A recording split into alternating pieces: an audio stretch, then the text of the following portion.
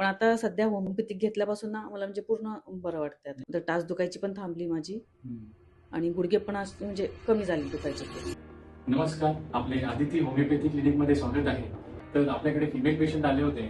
त्यांना सायनसायटिस हा त्रास होत होता. सायनसायटिस म्हणजे ज्याला आपण सर्दी असणे आणि ज्या आपल्या पोकळ्या असतात फेसवरच्या त्यांना इन्फ्लामेशन होणे म्हणजे त्याचा आजार होणे असं त्यांना होत होता. तसेच त्याच्या व्यतिरिक्त गुडघेदुखी आणि टाचदुखी हा दोन्ही पण त्रास त्यांना उद्भवत होते.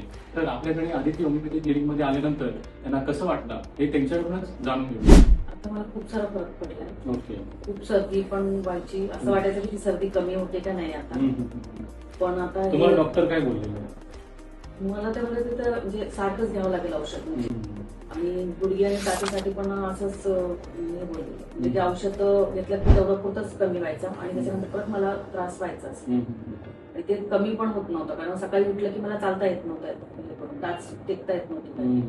पण होमिओपॅथिक औषध घेतल्यापासून ना मला खूप सारा फरक पडला त्याच्यामध्ये आणि आता बरं वाटतंय. मला अगोदर वाटायचं बरं वाटतंय की नाही म्हणजे कमी होतंय की नाही, पण औषधाने मला ती आल्यापासून खूप लवकर आणि चांगला फरक पडला.